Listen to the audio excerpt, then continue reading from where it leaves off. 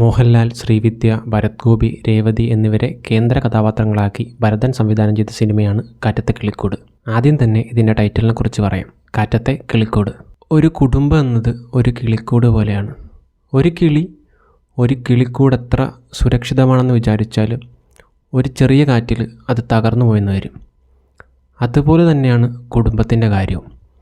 നമ്മൾ എത്ര ഭദ്രമായി കെട്ടിപ്പൊക്കിയ കുടുംബമാണെങ്കിലും ഒരൊറ്റ സംഭവം കൊണ്ട് ആ മുഴുവൻ കുടുംബം തകർന്നു പോയെന്ന് വരും. ഇനി കഥയിലോട്ട് വരാം. ആശ എന്ന കഥാപാത്രത്തിന് തൻ്റെ ബോയ് ഫ്രണ്ടും തൻ്റെ പ്രൊഫസറിൻ്റെ ഭാര്യയും തമ്മിൽ ഒരു അഫെയർ ഉള്ളതായി സംശയം. ഈ ദേഷ്യത്തിൽ ആശ തൻ്റെ പ്രൊഫസറെ സെഡ്യൂസ് ചെയ്യാൻ തീരുമാനിക്കുന്നു. ഈ ഒരു തീരുമാനം എങ്ങനെയാണ് ഓരോ കഥാപാത്രങ്ങളെയും ഓരോ കുടുംബങ്ങളെയും ബാധിക്കുന്നത് എന്ന് പരിശോധിക്കുന്ന സിനിമയാണ് കാറ്റത്തെ കിളിക്കൂട്. ഇവിടെ കഥ പറച്ചിലിൻ്റെ ഫോക്കസ് ഫിസിക്കൽ ഇൻറ്റിമസിയിലല്ല, മറിച്ച് സൈക്കോളജിയിലും ഇമോഷണൽ ഇൻറ്റിമസിയിലുമാണ്. ആദ്യ പകുതിയിൽ വളരെ ലൈറ്റ് ഹാർട്ടഡായിട്ട് പോകുന്നൊരു സിനിമയാണിത്. ആദ്യ പകുതിക്ക് ശേഷം ഒരു സൈക്കോളജിക്കൽ ഡ്രാമയുടെ രൂപത്തിലേക്ക് സിനിമ മാറുന്നുണ്ട്.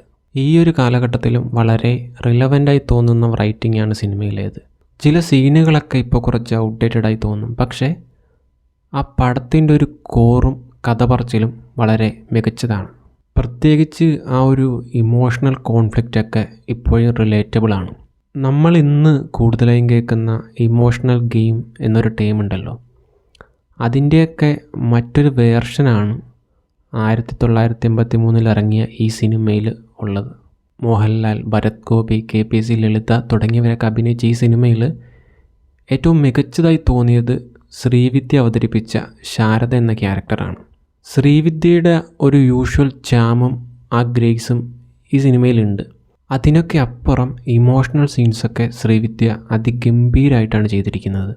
ഒരു പ്രത്യേക സീനിൽ ഏട്ടൻ്റെ ക്യാരക്ടർ ബാക്ക്ഗ്രൗണ്ടിലുള്ളപ്പോൾ ഫോക്കസിൽ നിൽക്കുന്ന ശ്രീവിദ്യയുടെ ഇമോഷണൽ സീൻസൊക്കെ ടോപ്പ് ക്ലാസ്സാണ്.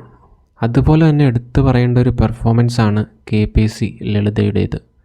സ്ക്രീൻ ടൈം കുറവാണെങ്കിലും വരുന്ന സീനിലൊക്കെ ആ ഒരു ഇമ്പാക്റ്റ് ഉണ്ട്.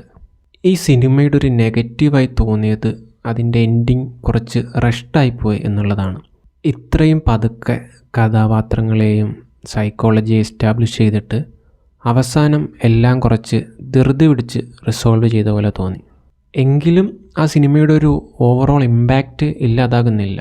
1983 ഇറങ്ങിയൊരു സിനിമയാണെങ്കിലും അതിൽ റിലേഷൻഷിപ്പിൻ്റെ സൈക്കോളജിയെ പറ്റി പറയുന്ന കാര്യങ്ങൾ ഇന്നും വളരെ റിലവൻ്റായി തോന്നുന്നുണ്ട്.